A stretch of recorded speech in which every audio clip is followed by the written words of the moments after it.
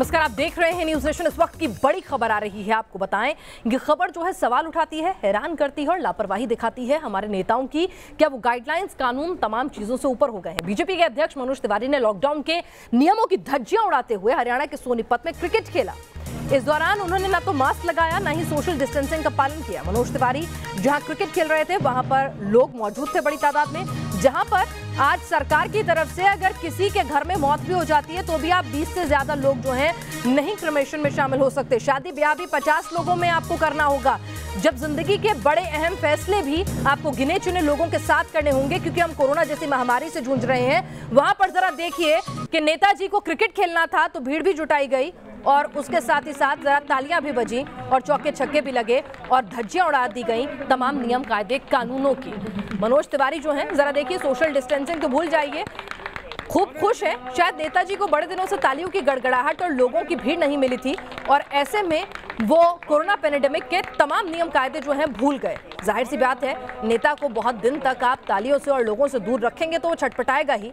जरा देखिए कि कोरोना काल में किस तरह से तमाम नियम कायदे कानूनों की धज्जियां उड़ाते हुए यहाँ मनोज तिवारी नजर आ रहे हैं। बहुत आसान होता है सवाल दागना, नेताओं का एक दूसरे पर आरोप प्रत्यारोप लगाना, लेकिन आज मनोज तिवारी किस मुंह से लोगों को सलाह मशवरा दे पाएंगे, किस मुंह से लोगों से अपील कर पाएंगे कि आप मास्क लगाइए, अपने कार्यकर्ताओं से अपील कर पाएंगे, या फिर केजरीवाल सरकार पर ही सवाल उठा पाएंगे नाकामियों की, जब वो खुद ही नियम कायदे कानून की धज्जियां उड़ाते हैं। और अब देखना ये होगा, प्रदेश में सरकार भी बीजेपी की है।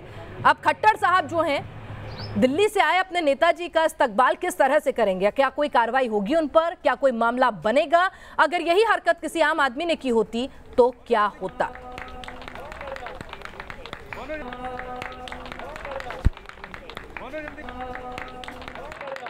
कोरोना संकट से जूझ रहे हम सब, फिजिकल डिस्टेंसिंग, सतर्कता, इससे हम बच रहे हैं। लेकिन जो कोरोना वॉरियर्स हैं, जो हमारे आपके लिए रिस्क ले रहे हैं, उनका हमें आभार करना है, उनका हमें थैंक्स करना है, उनका हमें मनोबल बढ़ाना है।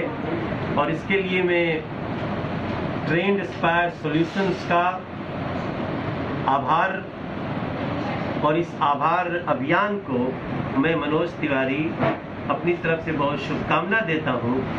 हम सब मिलके आभार करें और निश्चित रूप से इसका सॉल्यूशन निकलेगा।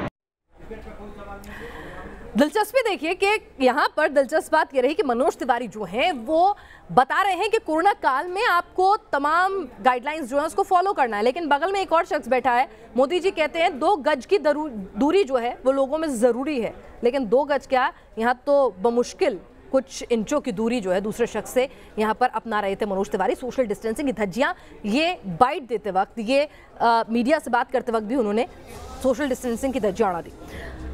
दरअसल ये कि क्रिकेट का आयोजन कैसे हो गया, लॉकडाउन तोड़कर सोनीपत कैसे खेलने पहुंच गए, ये सवाल है जो न्यूज नेशन पूछ रहा है। जनप्रतिनिधि होकर भी लॉकडाउन का उल्लंघन क्यों किया, क्रिकेट खेलते वक्त मास्क क्यों नहीं पहना, और उसके बाद जब लोगों के साथ बैठे थे तो किस तरह से कितने सारे लोगों के साथ वो बैठ गए। आप देखिए, ये तस्वीरें देखिए कि किस तरह से लोगों के साथ बैठे हैं, मास्क नहीं लगा रखा है और 2 गज की दूरी है जरूरी। ये स्लोगन तो बहुत अच्छा लगता है, लेकिन इस स्लोगन का पालन जो है वो करते हुए मनोज तिवारी नजर नहीं आ रहे हैं। लॉकडाउन तोड़कर सोनीपत क्यों पहुंचे, कैसे पहुंचे, कौन सी एसेंशियल सर्विस का हिस्सा थे, क्यों जाना जरूरी था, किस आधार पर वो वहां पहुंचे, साथ ही साथ ये कि क्रिकेट का आयोजन क्या इतना जरूरी था, जब शादी ब्याह किसी की मौत में भी चंद लोगों के इकट्ठे होने पर पाबंदी है तो क्रिकेट के खेल के लिए 22 खिलाड़ी और दर्शक कैसे जुटाए गए। तो ढेर सारे सवाल हैं। न सिर्फ मनोज तिवारी बल्कि लॉकडाउन के नियम तोड़ने में केंद्रीय मंत्री भी पीछे नहीं है। केंद्रीय मंत्री सदानंद गौड़ा पर लॉकडाउन के नियम तोड़ने का आरोप है। सदानंद गौड़ा दिल्ली से फ्लाइट के जरिए बेंगलुरु पहुंचे। जो नियम आम आदमी पर लागू होते हैं वो कहते हैं कि उन्हें 7 दिन तक सरकारी क्वारंटीन में जाना चाहिए था, लेकिन अब खबरें आ रही हैं कि वो गए नहीं हैं, वो सरकारी क्वारंटीन में नहीं गए हैं। अब क्या उन्होंने होम क्वारंटीन के लिए स्पेशल परमिशन ली, क्या सरकारी क्वारंटीन में बाद में जा रहे थे, क्यों वो वहां से अपने लोगों के साथ निकल लिए, ये अभी काफ़ी सवाल हैं जो यहाँ उठ रहे हैं। लेकिन आप देखिए कि किस तरह से सवाल उठ रहे हैं सदानंद गौड़ा से भी। जब उनसे इस बारे में पूछा गया तो उनका क्या कुछ कहना था, क्या कुछ सफाई दी, जरा सुन लीजिए। एक आम आदमी जो अपने घर जाना चाहता है या ऑफिस के काम से जाना चाहता है, वो इस डर से ट्रैवल नहीं कर रहा है ट्रैवल कि 14 दिन 7 दिन क्वारंटीन में रहना पड़ेगा, एक लंबा वक्त जो है दोनों राज्यों में वेस्ट हो जाएगा, काम होगा एक दिन का। तो ऐसे में लोग परेशान हैं, लेकिन मंत्री जी हैं तो नियम कायदे कानून भी अलग होंगे। By a chartered flight I would have come, but I have not come. Being a minister, when the flight starts and when I am exempted under the clause by the state government as well as by the central government, I am coming under the exemption clause.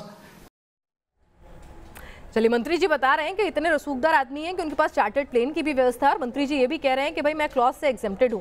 अब मुझे नहीं समझ में आता, या अगर जनता को वो समझा सके कि भाई ऐसा कौन सा क्लॉज है जो शख्सियत और रुतबा देखकर जो है बीमारी फैलाता है और बीमारी उसको होती है। क्योंकि कई ऐसे बड़े नाम जो हैं दुनिया भर में, कई हेड ऑफ स्टेट्स, कई बड़े रसूखदार नाम जो हैं इस बीमारी की चपेट में आ चुके हैं। तो मंत्री जी को समझना चाहिए कि क्लॉजेज में एग्जेम्पशन जो होती है वो बीमारी या वायरस नहीं देखता है।